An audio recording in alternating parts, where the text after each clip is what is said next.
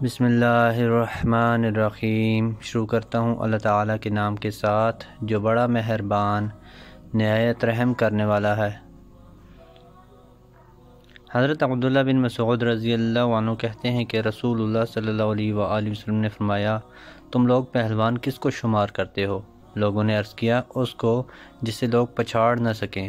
آپ نے فرمایا، نہیں، بلکہ پہلوان وہ ہے جو غصے کے وقت اپنے نفس پر قابو رکھتا ہو۔ حضرت ابو ذر رضی اللہ عنہ کہتے ہیں کہ رسول اللہ صلی اللہ علیہ وآلہ وسلم نے ہم سے فرمایا، جب تم میں سے کسی کو غصہ آئے اور وہ کھڑا ہو تو چاہیے کہ بیٹھ جائے۔ اب اگر اس کا غصہ رفع ہو جائے تو بہتر ہے، ورنہ پھر لیٹ جائے۔ ام المؤمنین عائشہ رضی اللہ عنہ کہتی ہیں کہ رسول اللہ صلی اللہ علیہ وآلہ وسلم کو جب کسی شخص کے بارے میں کوئی بری بات پہنچتی تو آپ یوں نہ فرماتے، فلاں کو کیا ہوا کہ وہ ایسا کہتا ہے، بلکہ یوں فرماتے، لوگوں کو کیا ہو گیا ہے جو ایسا اور ایسا کہتے ہیں۔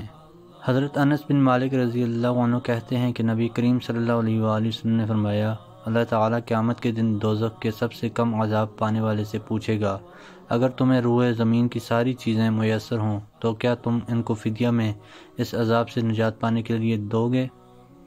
وہ کہے گا کہ ہاں۔ اللہ تعالیٰ فرمائے گا کہ میں نے تم سے اس سے بھی سہل چیز کا اس وقت مطالبہ کیا تھا جب تم آدم علیہ السلام کی پیٹھ میں تھے کہ میرے ساتھ کسی کو شریک نہ کرنا، لیکن تم نے توحید کا انکار کیا اور نہ مانا، آخر شرک ہی کیا۔ حضرت انس رضی اللہ عنہ نے کہا کہ رسول اللہ صلی اللہ علیہ وآلہ وسلم نے فرمایا کہ اللہ تعالیٰ قیامت کے دن لوگوں کو جمع کرے گا۔ اس وقت لوگ کہیں گے کہ اگر ہم اپنے رب کی حضور میں کسی کی شفاعت لے جائیں تو نفع بخش ثابت ہو سکتی ہے، ممکن ہے ہم اپنی اس حالت سے نجات پا جائیں۔ چنانچہ لوگ آدم علیہ السلام کے پاس آئیں گے اور عرض کریں گے، آپ ہی وہ بزرگ نبی ہیں جنہیں اللہ تعالیٰ نے اپنے ہاتھ سے بنایا اور آپ کے اندر اپنی چھپائی ہوئی روح پھونکی اور فرشتوں کو حکم دیا تو انہوں نے آپ کو سجدہ کیا، آپ ہمارے رب کے حضور میں ہماری شفاعت کریں۔ وہ کہیں گے کہ میں تو اس لائق نہیں ہوں، پھر وہ اپنی لغزش یاد کریں گے اور کہیں گے کہ نوح کے پاس جاؤ، وہ سب سے پہلے رسول ہیں جنہیں اللہ تعالیٰ نے بھیجا۔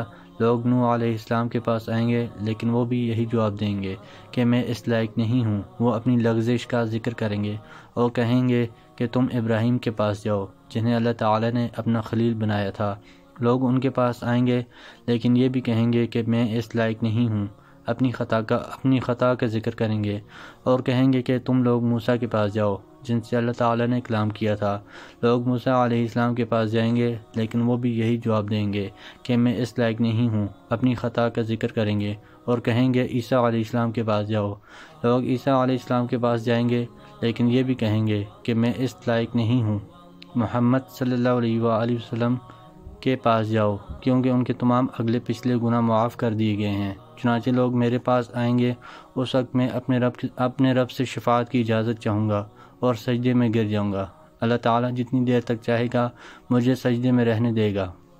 پھر کہا جائے گا کہ اپنا سر اٹھا لو، مانگو دیا جائے گا، کہو سنا جائے گا، شفاعت کرو شفاعت قبول کی جائے گی۔ میں اپنے رب کی اس وقت ایسی حمد بیان کروں گا کہ جو اللہ تعالیٰ مجھے سکھائے گا، پھر شفاعت کروں گا اور میرے لیے حد مقرر کر دی جائے گی اور میں لوگوں کو جہنم سے نکال کر جنت میں داخل کر دوں گا اور اسی طرح سجدے میں گر جاؤں گا۔ تیسری یا چوتھی مرتبہ جہنم میں صرف وہی لوگ باقی رہ جائیں گے جنہیں قرآن نے روکا ہے، یعنی جن کے جہنم میں ہمیشہ رہنے کا ذکر قرآن میں صراحت کے ساتھ ہے۔